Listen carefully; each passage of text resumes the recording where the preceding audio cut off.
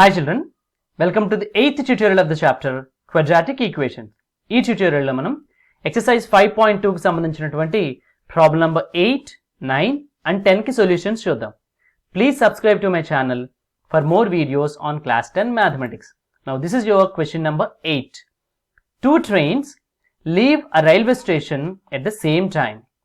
The first train travels towards west and the second train towards north. The first train travels 5 km per hour faster than the second train.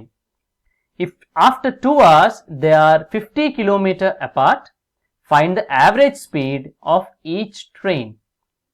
So here this problem involves two trains and the two trains travel in different directions. One train travels in the west direction and the other in the north. They start from the same railway station. Okay. So different directions లో travel చేస్తున్నటువంటి two trains యొక్క situation ఉంది మనకి. And speed of first train is 5 km per hour more than the second train. అంటే second train కన్నా first train అంటే west direction లో travel చేస్తున్నటువంటి ట్రైన్ కొంచెం స్పీడ్ గా వెళ్తోంది.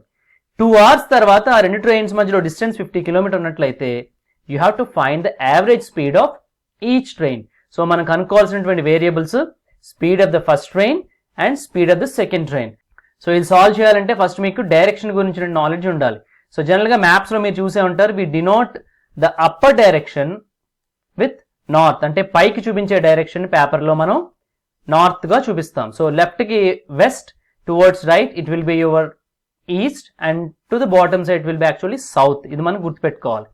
Now consider the case of two trains and these two trains are at the same railway station. One is travelling towards the west and the other is traveling towards the north. So ఇది ఉన్నటువంటి situation. So first train second train కన్నా కొంచెం speed ఎక్కువ ఉంది కాబట్టి 5 km per hour ఎక్కువ. Now though they start from the same point at the same time, the first train travels a little longer distance than the second. Now 2 hours తర్వాత ఈ రెండింటి మధ్యలో ఉన్నటువంటి డిస్టెన్స్ 50 km. ఇది మనకి ఇచ్చినటువంటి సిచ్యువేషన్. సో దీనికి మనం క్వాడ్రాటిక్ ఈక్వేషన్ ఫ్రేమ్ చేసి ఆ ప్రాబ్లం సాల్వ్ చేద్దాం. Let us try to draw a simpler diagram. So if you can see here, it's actually a right angle triangle. B అనేది ఒక రైల్వే స్టేషన్. ACలు 2 hours తర్వాత two trains యొక్క positions. Now let the speed of the second train be x km per hour.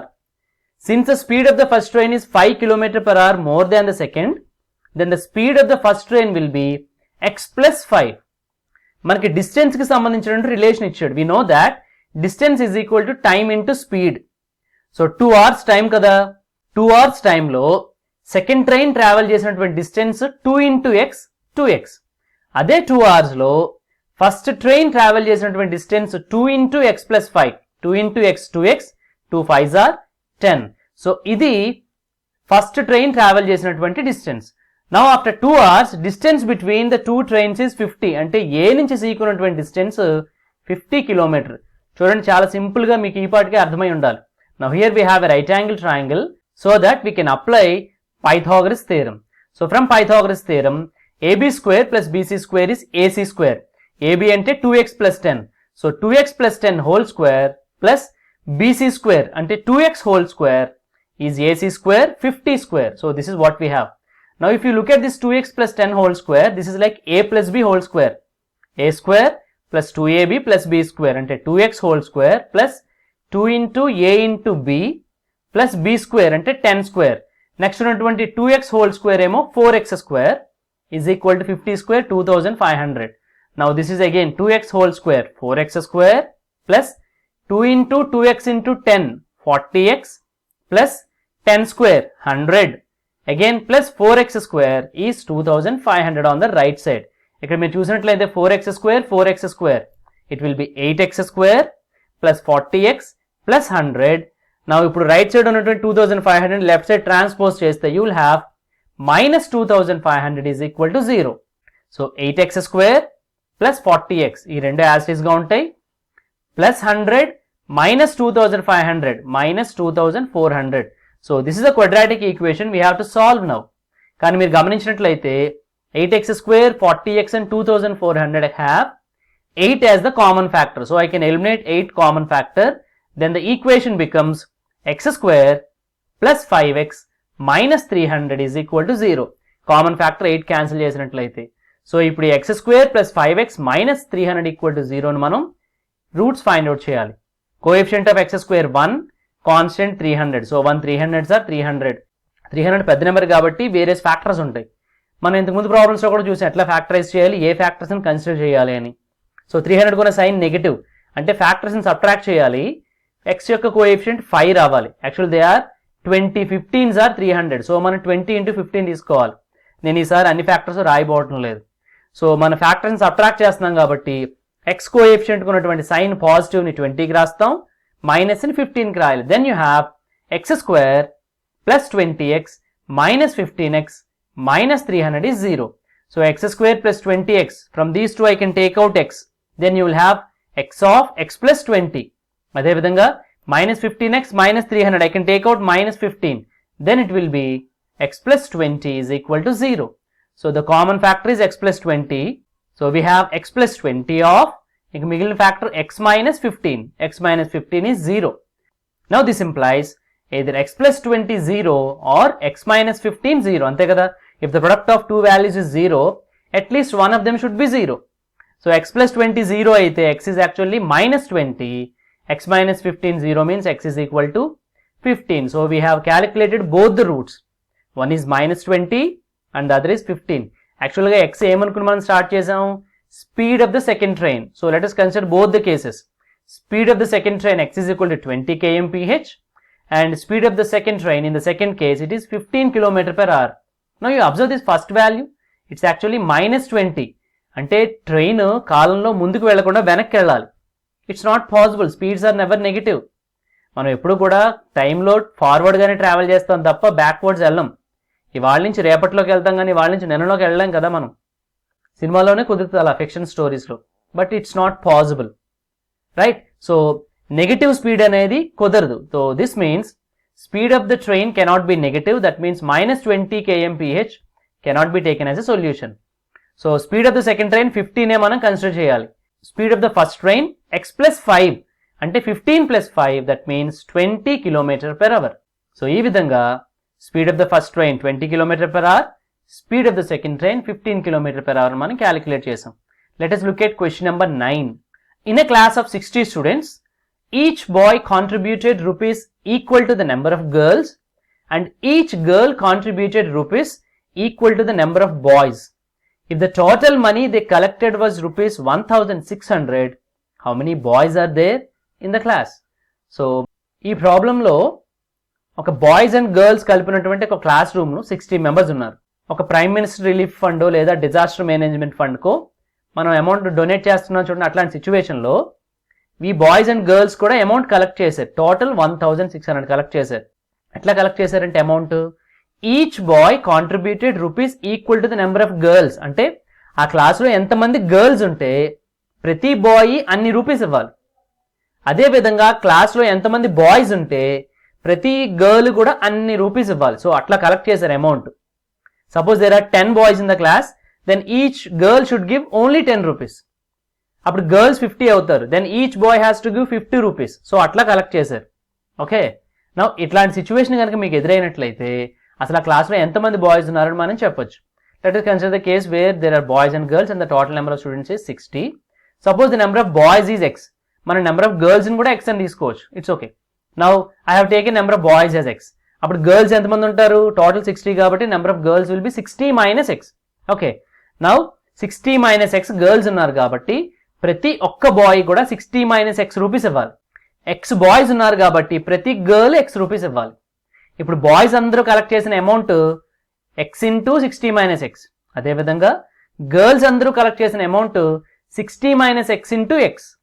ఇప్పుడు వీరందరూ కలిపి మొత్తం contribute చేసినటువంటి amount 1600.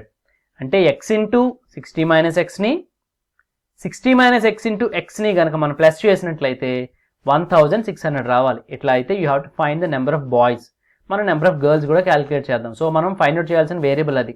We are given that the total students is 60. Let us take the boys as x, then the number of girls will be 60 minus x. ఎంతమంది girls ఉంటే ప్రతి boy అంత contribute చేయాలి. So that means contribution by each boy is rupees 60 minus x. Similarly, contribution by each girl is x. ఎందుకంటే number of boys x కాబట్టి. ఇప్పుడు boys అందరి యొక్క కాంట్రిబ్యూషన్ మనకు కావాలి అంటే ఈ నెంబర్ ఆఫ్ బాయ్స్ని ప్రతి బాయ్ యొక్క కాంట్రిబ్యూషన్ని మల్టిప్లై చేయాలి. So total amount contributed by boys is x into 60 minus X. ఈ రెండు మల్టిప్లై చేయండి. x into 60, 60x minus x into x square. So the total amount collected by boys is 60x minus x square. అదేవిధంగా number of girls ఏమో 60 minus X. ప్రతి girl యొక్క contribution x.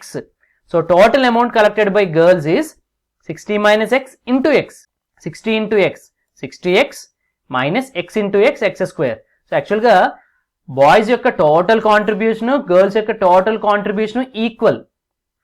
ప్రతి boy ప్రతి girl ఇచ్చే amount different, కానీ boys అందరి యొక్క టోటల్ అమౌంట్ గర్ల్స్ అందరి యొక్క టోటల్ అమౌంట్ ఈక్వల్ అనమాట. That is what we're given. And the total of these two, ఈ రెండింటి యొక్క మొత్తం కాంట్రిబ్యూషన్ 1600. దట్ మీన్స్ 60x minus x square plus again 60x minus x square. ఇదేమో బాయ్స్ యొక్క కాంట్రిబ్యూషన్, ఇది గర్ల్స్ యొక్క కాంట్రిబ్యూషన్. ఈ total 1600 minus x square minus x square minus 2x square, 60x plus 60x 120x is equal to 1600. Now let us transpose 1600 to the left side. Then you have minus 2x square plus 120x minus 1600 is 0. Actually ఈ 2x square 120x 1600 లో 2 is a common factor. So I can eliminate 2. అప్పుడు ఇంకా ఏమొస్తుంది minus x square plus 60x minus 800 0 అవుతుంది. మళ్ళీ x స్క్వేర్కి negative ఉంది కదా, as I explain in the previous problems. When you have a negative sign to the quadratic term, we will multiply the whole equation with minus so that it looks better. Actually itla unchi kuda manam solve cheyochu, it's not a big deal. So then the equation becomes x square minus 60x plus 800 equal to 0. ఈ step లో నేను 2 operations ఒకే దాంట్లో చేశాను. Negative ని eliminate చేశాను మొత్తం, అంటే equation లో ఉన్నటువంటి ప్రతి టర్మ్ యొక్క సైన్ చేంజ్ చేయడం, అదే విధంగా 2 ని కూడా కామన్ ఫ్యాక్టర్ కింద తీసేసాను. So you have to factorize x square minus 60x plus 800. X square coefficient 1, constant 800. So let us factorize 800. 800 can be factorized in so many ways. 800 యొక్క factors in plus చేస్తే 60 రావాలి. So they are actually 20 40s. 20 40s 800, 20 plus 40 60. Factors ని add చేస్తున్నాం కాబట్టి 60 కు ఉన్న sign negative. We have to write for both 20 and 40. Then the equation becomes x square minus 20x minus 40x plus 800 0. X square minus 20x lunch, when I take out x, it will be x of 20 minus x. Then from minus 40x plus 800 I can take out minus 40. Then it will be minus 40 of x minus 20. This is equal to 0. X minus 20 common factor. That means x minus 20 of x minus 40 is 0. Which implies either x minus 20 0 or x minus 40 0. So x minus 20 0 and x is equal to 20, x minus 40 0 means x is equal to 40. So we have found the two roots of the equation. They are x is equal to 20 and x is equal to 40. Actually x ఏమని తీసుకున్నాం మనం, number of boys. So in the first case number of boys is 20 and in the second case number of boys is 40. Actually గా question లో మనకి boys A కనుక్కోమన్నారు. Let us write the number of girls also. Boys 20 అయినా అవ్వచ్చు 40 అయినా అవ్వచ్చు. Boys 20 అనుకోండి, girls actual గా 60 minus 20 40. So 20 boys అంటే 40 గర్ల్స్ అన్నట్టు. అదేవిధంగా 40 బాయ్స్ అంటే 20 గర్ల్స్ ఉన్నారు ఆ క్లాస్లో. So this is the solution. రెండు పాజిటివే కాబట్టి x values we can consider both equally valid. Now let us look at the 10th problem. A motorboat heads upstream a distance of 24 km on a river whose current is running at 3 km per hour. The trip up and back takes 6 hours. Assuming that the motorboat maintained a constant speed, what was its speed? ఇది కొంచెం complicated problem, మనం చాలా జాగ్రత్తగా అర్థం చేసుకోవాలి. మీరు వర్షాలు వచ్చినప్పుడు మనం అట్లా చాలా ఈజీగా చూడొచ్చు, రివర్స్లో కానీ లేదా రెయిన్ వాటర్ కూడా ఫ్లో అవుతూ ఉంటుంది, పైనుంచి కింద వరకు దిగువకు ఫ్లో అవుతూ ఉంటుంది. సో అలా ఫ్లో అయ్యేదాన్ని కరెంట్ అంటాం యాక్చువల్గా మనం. సో వాటర్ ఫ్లో అయ్యేదానికి ఉండే వేగం we say that it is current of the stream. యాక్చువల్గా మీరు ఫ్లో అయ్యే వాటర్లో ఏదైనా వాటర్ మీద ఫ్లోట్ అయ్యే ఆబ్జెక్ట్ వేసారని, ఫర్ ఎగ్జాంపుల్ పేపర్ పెట్టారనుకోండి, ఆ పేపర్ వాటర్తో ఫ్లో అయ్యి డౌన్కి ట్రావెల్ చేస్తుంది, అంటే ప్రవహించే నీటికి వేగం ఉంటుంది. నా ఇప్పుడు ఒక మోటార్ బోట్లో 24 kilometre upwards and 24 kilometre downwards ఒక జర్నీ జరిగింది. ఇట్స్ లైక్ మీరు స్కూల్కి వెళ్ళి ఇంటికి రావడం లాంటిది. Upwards journey 24 kilometre, downwards journey 24 kilometre ఒక రివర్లో ట్రావెల్ చేశారు. ఇది రివర్లో జర్నీ కాబట్టి వాటర్ పెర్ అవర్కి 3 కిలోమీటర్ స్పీడ్తో ట్రావెల్ చేస్తుంది. ఓకే, ఇప్పుడు మోటార్ బోట్లో మనం ట్రావెల్ చేయాలి అంటే అప్వర్డ్స్ జర్నీ చేసేటప్పుడు వాటర్ ఏ డైరెక్షన్లో అయితే ఫ్లో అవుతుందో దానికి ఆపోజిట్ డైరెక్షన్లో వెళ్ళడాన్ని అప్ స్ట్రీమ్ అంటాం. Actual that is called up stream. So water డౌన్కి ఫ్లో అవుతుంది అనుకోండి, ఏ కేసులో చూడండి మీరు, వాటర్ డౌన్కి ఫ్లో అవుతుంది, బోట్ అప్వర్డ్స్కి వెళ్తుంది, that is called actually up stream. ఇట్లాంటి కేసులో ఫర్ ఎగ్జాంపుల్ బోట్ కనుక స్టిల్ వాటర్లో వాటర్ కదలకుండా ఉంటే పెర్ అవర్కి 20 వెళ్ళింది అనుకోండి కిలోమీటర్స్, ఈ అప్ స్ట్రీమ్ వల్ల ఈ బోట్ 17 కిలోమీటరే వెళ్తుంది. ఎందుకంటే 20 కిలోమీటర్ పర్ అవర్ బోట్ వెళ్తుంది అప్వర్డ్స్, 3 కిలోమీటర్ పర్ అవర్ డౌన్వర్డ్స్కి వాటర్ ప్రవహిస్తుంది. సో ఈ రెండింటి యొక్క డిఫరెన్స్ తీసుకోవాలి మనం. So when you consider the case of up stream, speed of the boat is actually difference of the two speeds. Boat యొక్క స్పీడ్ని అదేవిధంగా రివర్ కరెంట్ యొక్క స్పీడ్ని డిఫరెన్స్ చేసి మాత్రమే మనం బోట్ యొక్క ఎఫెక్టివ్ స్పీడ్ తీసుకోవాలి. 20 కిలోమీటర్ పర్ అవర్ వెళ్ళదు బోట్, ఎందుకంటే 3 కిలోమీటర్ పర్ అవర్తో బోట్ని వాటర్ పుష్ చేస్తూ ఉంటుంది. సో అప్పుడు 17 కిలోమీటరే వెళ్తుంది. అట్లాంటి కేసు అనమాట ఇది.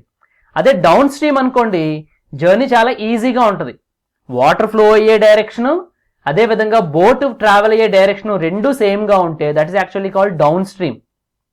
ఈ డౌన్ స్ట్రీమ్లో మనకి స్పీడ్ కావాలి అంటే మోటార్ బోట్ది వాటర్ యొక్క స్పీడ్ని బోట్ యొక్క స్పీడ్ని ప్లస్ చేయాలి. ఇట్లాంటి కేసెస్ మీకు చాలా ఎదురవుతూ ఉంటాయి.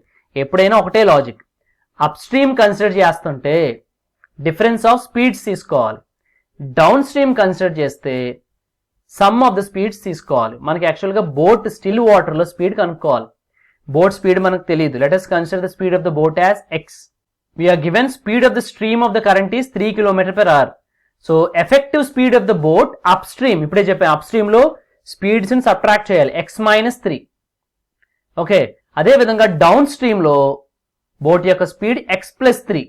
మొత్తం ట్రావెల్ చేసిన డిస్టెన్స్ ఒకవైపు 24 కిలోమీటర్, ఒకవైపు 24. We know that time is equal to distance by speed. యాక్చువల్గా స్టార్ట్ అయిన ప్లేస్ నుంచి బయలుదేరి వెళ్ళి వెనక్కి రావడానికి 6 hours పెట్టింది. యాక్చువల్గా డౌన్వర్డ్స్కి తక్కువ టైం పట్టుంటుంది. ఓకే, అప్వర్డ్స్కి ఎక్కువ టైం పడుతుంది. అంటే రెండు వైపులా 3 hours ఈక్వల్ కాదు. నా ఇప్పుడు అప్వర్డ్స్కి పట్టినటువంటి టైము డిస్టెన్స్ బై స్పీడ్ అంటే 24 / x - 3 hours. అదేవిధంగా డౌన్వర్డ్స్కి పట్టిన టైము 24 / x + 3. సో ఇప్పుడు ఈ అప్వర్డ్స్కి పట్టిన టైంని డౌన్వర్డ్స్కి పట్టినటువంటి టైంని ప్లస్ చేస్తే 6 వచ్చిందట. That is what we're given. That means 24 / x + 3 plus 24 / x - 3 is equal to 6. ఇది మనకి ఇచ్చినటువంటి ఈక్వేషన్. నౌ దీన్ని మనం క్వాడ్రాటిక్ కింద స్టాండర్డ్ ఫామ్ లో కన్వర్ట్ చేసి సాల్వ్ చేద్దాం. Here we have 2 fractions on the left side. Denominators are x - 3 and x + 3. So ఇవి కామన్ ఫ్యాక్టర్స్ లేవు కాబట్టి వాటి యొక్క ప్రొడక్టే LCM. So LCM is x - 3 × x + 3. మొత్తం LCM x - 3 × x + 3. First fraction లో we have denominator as x - 3. So 24 × x + 3 plus అదేవిధంగా second దాంట్లో 24 × x - 3 is equal to 6. So this is what we have. 24 × x 24x plus 24 × 3 72. So you have 24x + 72. అదేవిధంగా 24x - 72. Now look at the denominator here. This is like a - b of a + b, a² - b², అంటే x² - 3². We know that 3² is 9. So in the denominator you have x² - 9. This is equal to 6.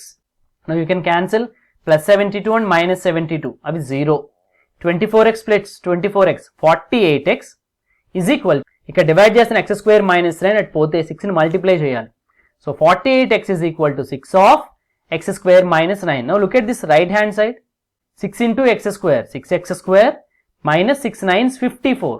So on the right side you have 6x² minus 54. ikkadunna left side unna 48x and right side transpose cheste you have 6x² minus 48x minus 54 is equal to 0. So మనం solve చేయాల్సిన quadratic equation ఇది.